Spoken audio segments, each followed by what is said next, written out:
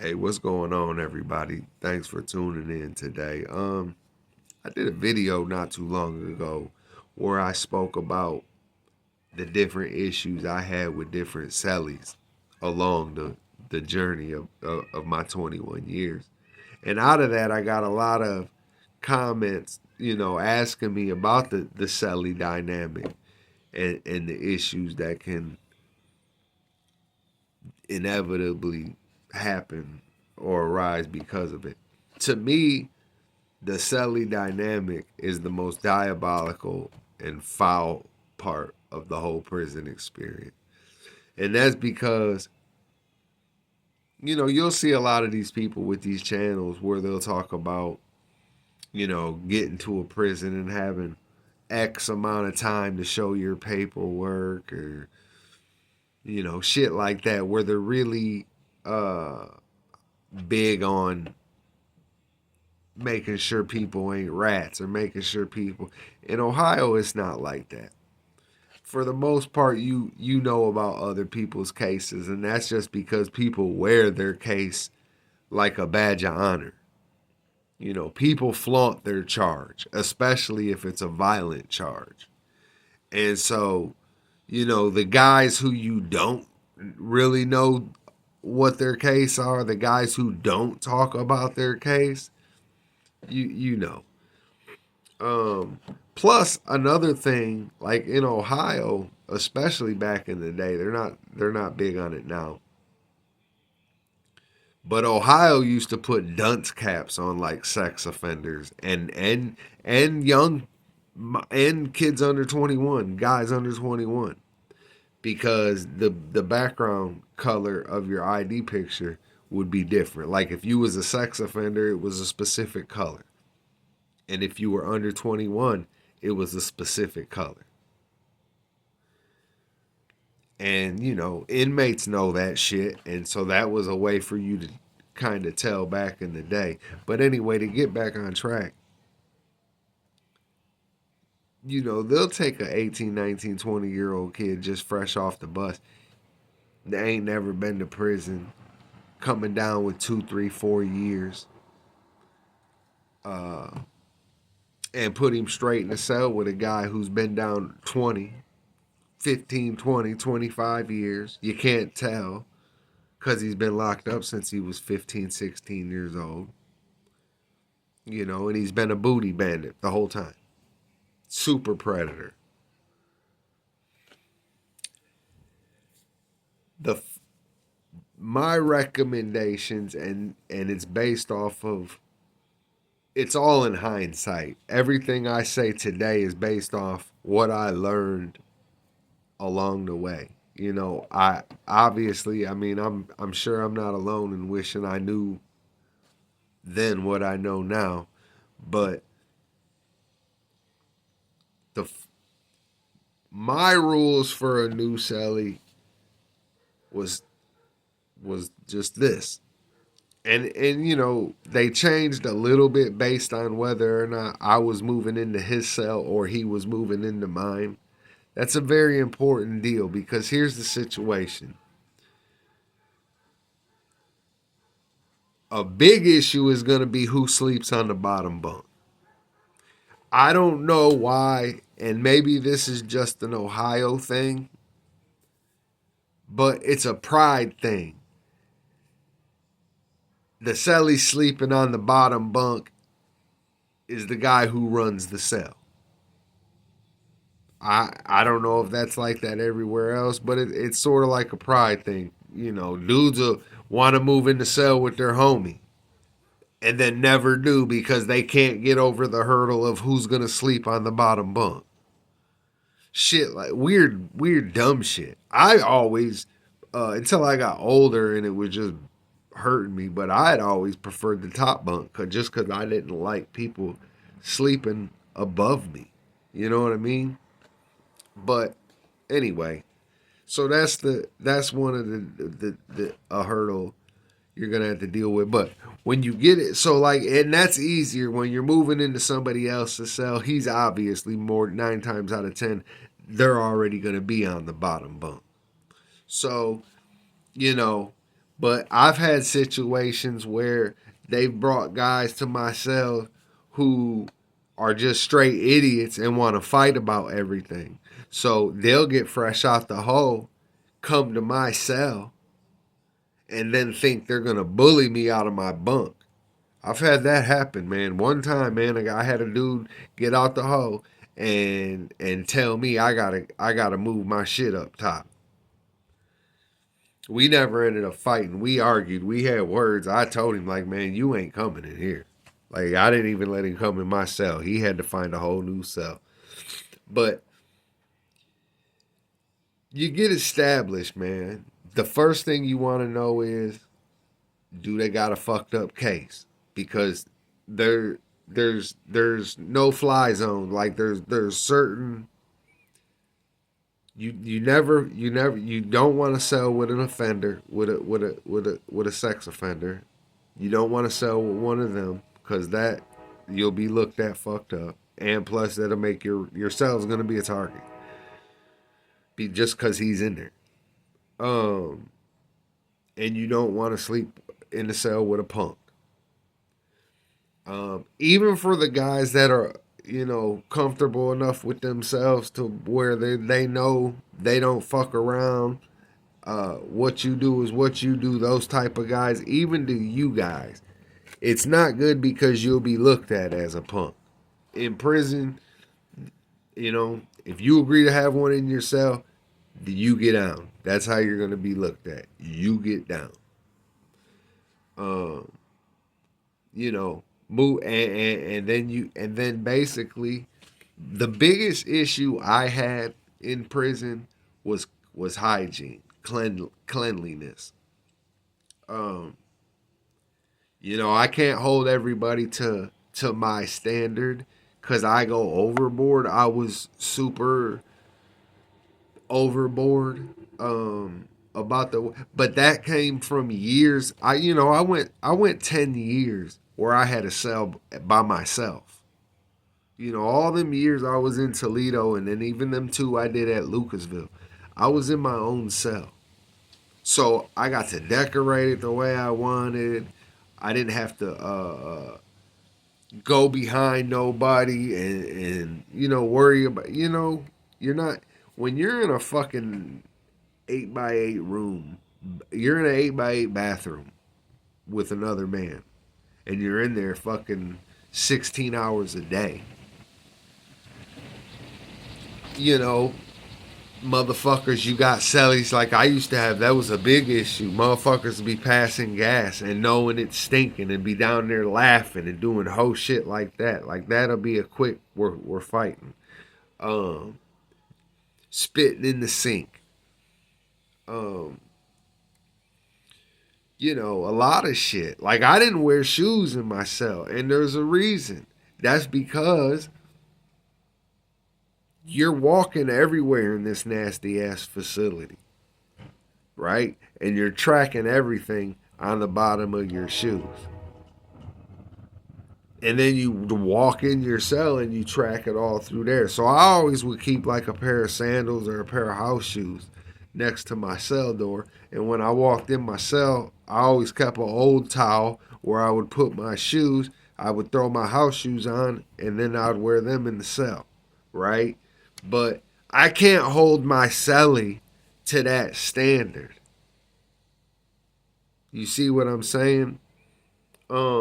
I never really had an issue, the spitting in the sink. That's kind of at this point, I don't even understand. That's kind of universal law. Everybody pretty much has picked up on that by now.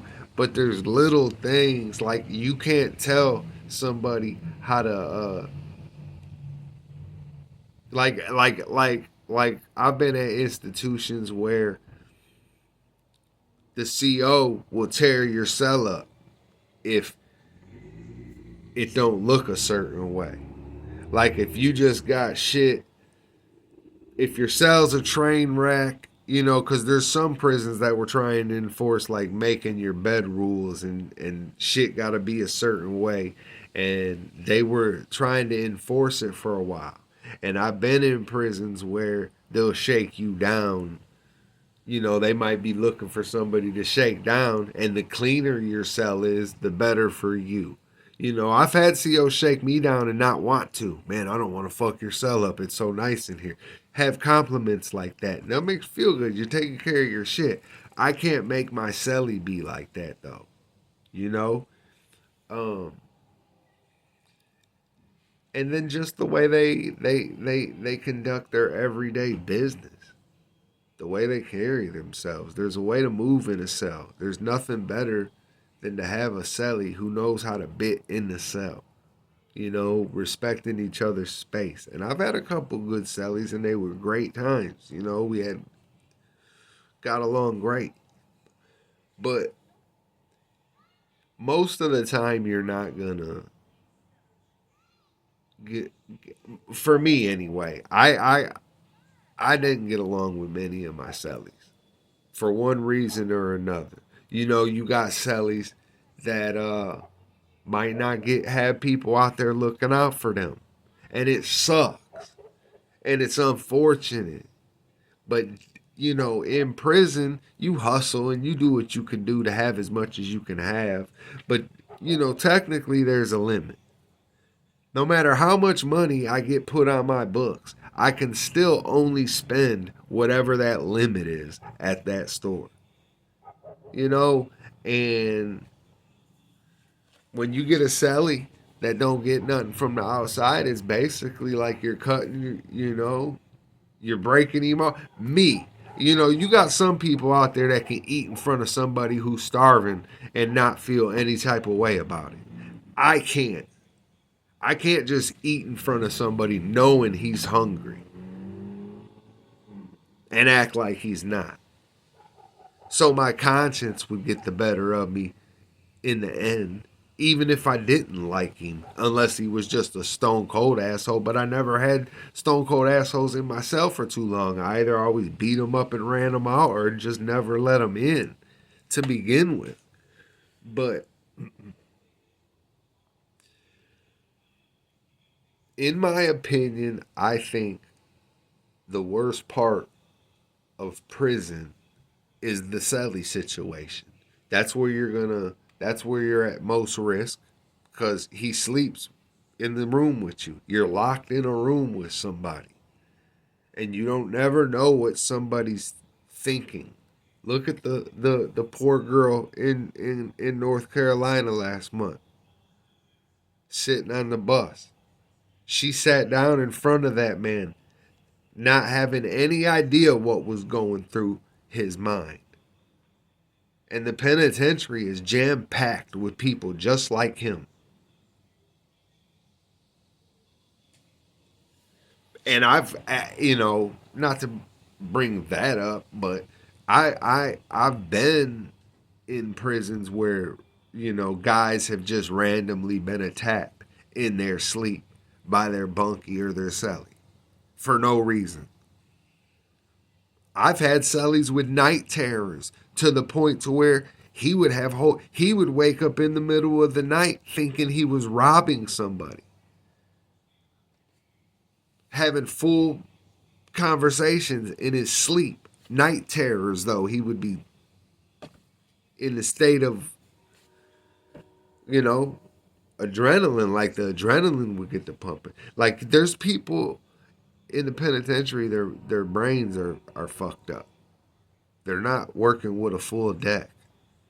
And so you just never know. The situation in the cell is such a touchy one. It's such a touchy one. Cause you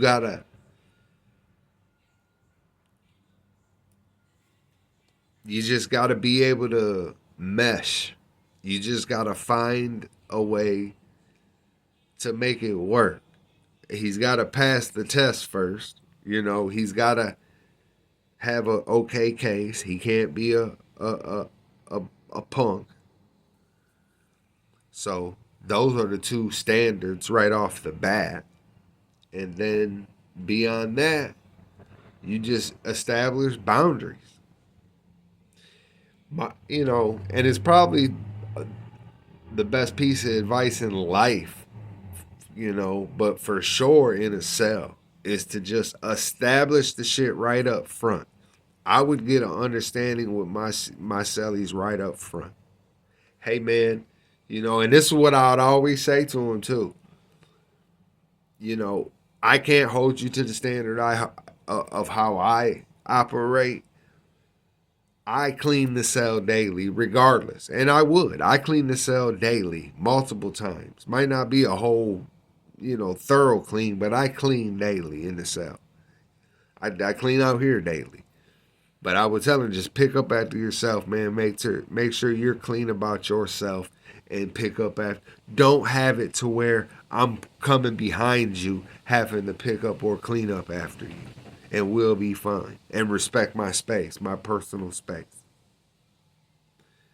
And and then that way you're not just sitting on shit. Cause I can't tell you how many times I've come out for a day room and sit at the table, and one of my dudes or somebody I know come sit at the table and he's all pissed off about some bullshit he's dealing with his celly. And it just every single day he's coming out talking shit about his celly, and they can't stand each other. And then before you know it, 2-3 weeks have passed, and they've been going for 2-3 weeks, and then you boom, and then the hinges fly off that bitch. And people get fucked up, man. Guys, you fighting them little ass cells. You got 2 grown adult men in that motherfucker fighting. And you got steel shelves sticking out the wall. You got steel bunk beds, porcelain toilet, porcelain sink. It's all concrete and steel. And that's not even accounting for whatever you personally have in that cell. You got this much room to fight another grown ass man. A lot of danger lurks. A lot of bad things, especially if you're fighting somebody who uses weapons, locks in socks, or master locks attached to a belt buckle.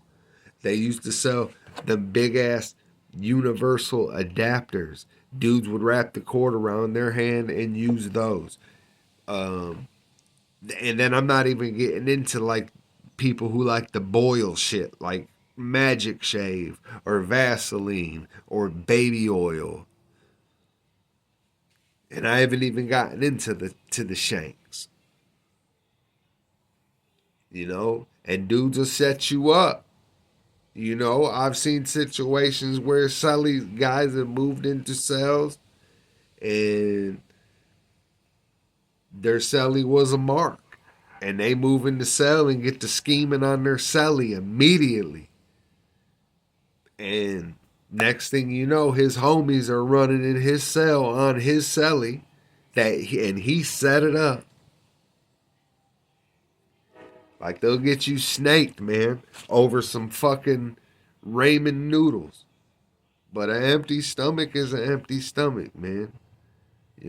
People got to do what they got to do. And in prison, man, only the strong survive.